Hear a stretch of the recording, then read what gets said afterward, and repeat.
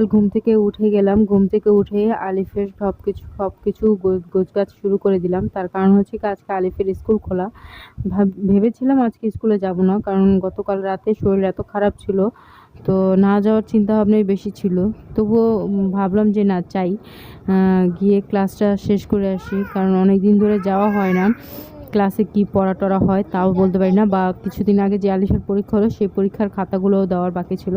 তো যাই হোক, সকালে উঠেই আগে ওকে নাস্তা দিলাম, তারপর ওর শার্ট প্যান্টটা ইস্ত্রি করলাম, কারণ আয়রন করে রাখলে জিনিসটা দেখতে একটু ভালো লাগে। আর স্কুলে গেলে যখন একটু পরিপাটি হয়ে যায় বাচ্চাদের দেখতে কিন্তু খুব সুন্দর লাগে।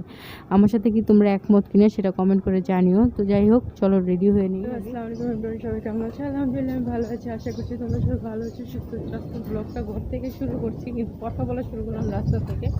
তো আলিফকে নিয়ে স্কুলে যাচ্ছি, অনেক দিন পর স্কুল খুললো। ভাবছিলাম আজকে নাগা দেবো, শরীরটা তেমনটা ভালো না, যাবো না, কিন্তু না, ভাবলাম যে অনেকদিন পর পৌঁছে যাই।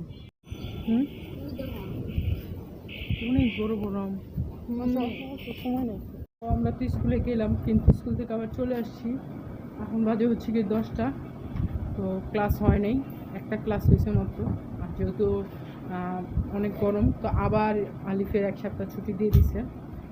তো চলো নাস্তা তৈরি করে নাস্তা খাবো। আমি এখন পর্যন্ত এক গ্লাস পানিও মুখে দিইনি।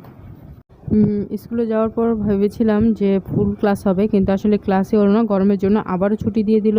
তো যাই হোক, এসেই নাস্তা তৈরি করে ফেললাম, পরোটা তৈরি করলাম, যেহেতু সকালে খুব হালকা পাতলা নাস্তা খাওয়াই নিয়ে গেছিলাম, তো ওই জন্য পরোটা তৈরি করলাম। তো চলো ওদেরকে নাস্তা খাওয়াই নিয়ে আগে। আর দুর্ভাগ্যের কথা হচ্ছে কি একটাই, যে সকাল সকাল ওরা তো ডিম ছাড়া অন্য কিছু দিয়ে খেতে চায় না। তো ডিমটা ভাজতে গেছি, তো ডিমটা নষ্ট বের হয়েছে। তো যাই হোক, তো চা দিয়ে নাস্তা দিলাম। তো চলো ওদেরকে তো নাস্তা টাস্তা করে আমি একটু দোকানে গেছিলাম, তো একটু চিংড়ি মাছ আনলাম। যেহেতু আলিফ কোনো তরকারি খাইতে চাইতেছে না, মাছ খাইতে চাইতেছে না, একজন একটু চিংড়ি মাছ আনলাম। একটা করলা, অনেক বড় একটা করলাটা অনেক বড়, একটু টমেটো, আর হচ্ছে গিয়ে 1 ডজন কলা আনছি। তো ওইগুলোই হচ্ছে গিয়ে আনছি। ঠিক আছে, কেমন হয়েছে বলে। সব কাটাকাটি শেষ, মাছ কাটা হয়ে গেছে। এখানে মাছ টমেটো দিয়ে রান্না করবো, সেই টমেটো, কাঁচামরিচ, পেঁয়াজ, রসুনটা বেশি করে কাটা হয়েছে। তার একটা কারণ আছে, এখানে ভাত কিছু রয়ে গেছে, আমি যে ভাত উপর দিয়ে দিছি, ভাজি বসাই দিছি। তো কোটা বাছা করে সব কিছু করে ভাজিটা করে ফেললাম। তো দ্রুত রান্না বসিয়ে দিয়েছি, এখান দিয়ে দেরিও হয়ে যাচ্ছে, নামাজ টামাজ পড়ার বাকি। তার উপর আবার নিজের শরীর ভালো না, অসুস্থ শরীর নিয়ে এত কিছু একা হাতে করতে হয়। তো যাই হোক, রান্না করা শেষ। তো এই হচ্ছে গিয়ে তরকারির ফাইনাল লুক। চিংড়ি মাছগুলো সবগুলোই রান্না করেছি, কারণ আমার বাচ্চারা চিংড়ি মাছ খুবই পছন্দ করে, বিশেষ করে আলিফ। তো করলা ভাজি, ডাল, ভাত। তো ডালটা আগেরই ছিল, পাতিলাটা একটু ইগনোর করো, কারণ এরকম একটু দেখতে দেখা যাচ্ছে, কারণ ওটা ফ্রিজে ছিল, তো যার কারণে এরকম দেখা যাচ্ছে। তো গতকালকে এক আন্টি আমাদের জন্য কচু শাক পাঠিয়েছিল, তো সেই কচু শাক ভর্তা করবো আজকে। তো কচু শাক ভর্তাটা আমরা এইভাবেই করি, তাই এটাই কি একটু দেখালাম তোমাদেরকে। তো ওইটা তেল ছাড়া, কোনো পরিমাণে তেল নেই, তো তেল ছাড়াই সব কিছু মেখে টেকে বসিয়ে দিয়েছি। তো আস্তে আস্তে এরকম হয়েছে, নাড়তে নাড়তে। তো এমনভাবে নাড়তে হবে যাতে জিনিসটা সুন্দরভাবে ভাজা ভাজা হয়, পানি পানি না থাকে। তো এই হচ্ছে গিয়ে কচু শাক ভর্তা।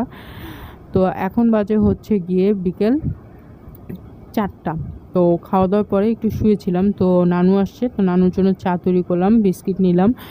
তো চা বিস্কুট খেয়ে তারপরে আবার দেখি কি করতে পারি। তবে শরীরটা আসলে খুব খারাপ, তো খারাপ শরীর নিয়ে কোনো কিছুই করতে ভালো লাগছিল না, অসহ্য লাগছিল, যে কোনো জিনিসই খারাপ লাগছিল। তো যাই হোক, এই অসুস্থ একটা ব্লগ দেখে তোমাদের কেমন লাগলো সবাই কমেন্ট করে জানিও। সবাই ভালো থেকো, সুস্থ থেকো।